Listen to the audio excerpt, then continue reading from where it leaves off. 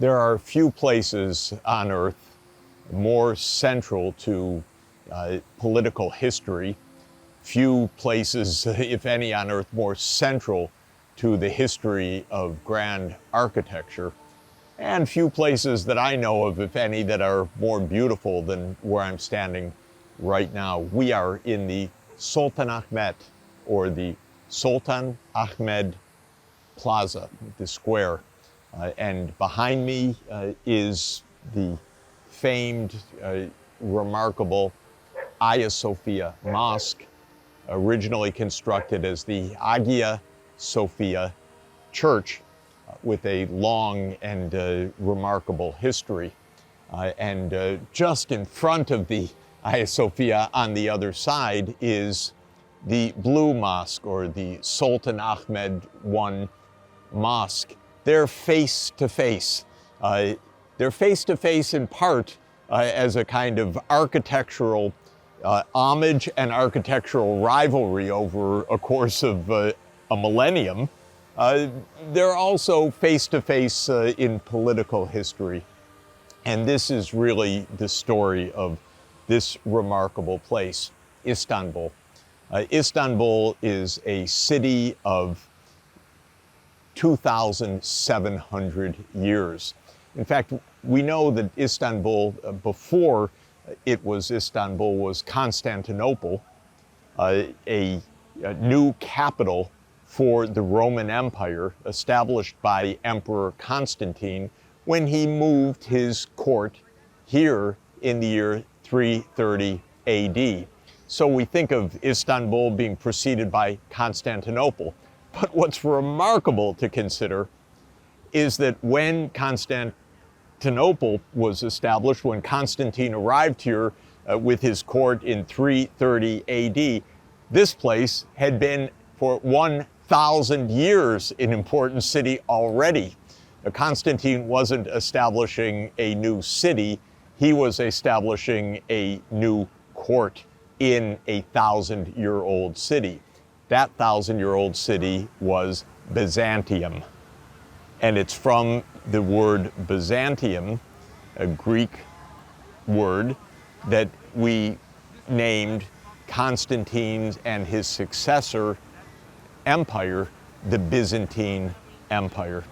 So the story of this place starts around 680 BCE. No one knows the exact dates of the founding of Byzantium. No one knows, other than the myths that swirl, and sometimes contradictory myths, about the origins of Byzantium. But it's assumed that Byzantium was a Greek city-state colony, probably of the city-state Megara in Greek Attica, a neighbor of Athens, and that it was founded here in the 7th century BCE. Why? Why was this colony first established? The colony was established because this is a remarkable location. This is a remarkable location that bridges the Mediterranean and the Black Sea region. And where we are in modern-day Istanbul, the city spills over on two sides of a narrow strait, the Bosporus. On one side of the strait, to the western side, is Europe, and on the other side of the strait is Asia, Anatolia, the northern Anatolia, and that strait connects the Mediterranean through the Dardanelles, the Sea of Marmara, the Bosporus, into the Black Sea region, which in turn opens up trade with today's Russia, Ukraine, Romania, Bulgaria, and the Caucasus countries to the eastern end of the Black Sea. So this was a connector region, a region that was filled with productive agriculture, that had connections with the mining sites throughout this region, but a place to conduct commerce and trade, and a place inevitably, like so many connector sites in the world, where armies would cross crisscross and where empires would compete for control of such a strategic location in the world. So when Byzantium was established around 680 BCE, it was established as a Greek colony, but by the late 6th century, it had fallen under Persian rule with the rise of the Achaemenid Empire. It was later retaken by the Greek city-states, by Athens, by Sparta. And then, of course, it became part of the Hellenistic region after the great conquests of Alexander the Great in the 330s and 320s.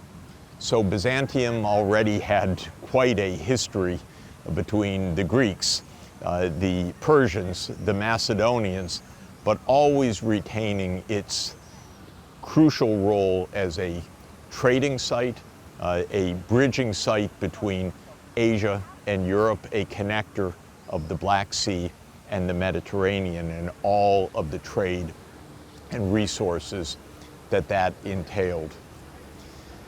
As Rome conquered the Hellenistic kingdoms, and therefore as the Roman Empire expanded eastward into Asia, reaching this vast domain from the Iberian Peninsula, today's Portugal and Spain, all the way into Central Asia, that vast empire became harder and harder to govern as one unified empire. So it was at the end of the 3rd century AD that Emperor Diocletian reinvented the governance of the Roman Empire by dividing rule between two key rulers in the west, with capital in Rome, and two key rulers in the east, with the capital more to the east.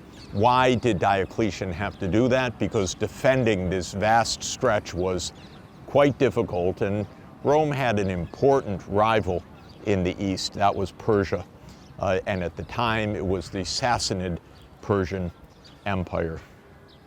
In 312 AD, Emperor Constantine, part of that system that Diocletian had established, the Tetrarchy, in which there were two rulers in the west, two rulers in the east, went to war over the next dozen or so years to defeat the other rivals to become the single ruler of the Roman Empire.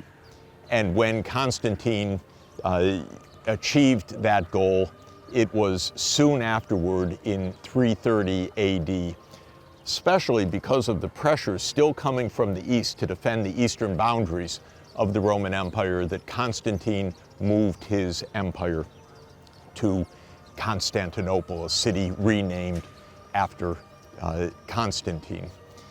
Of course, Constantine did something else absolutely pivotal in human history.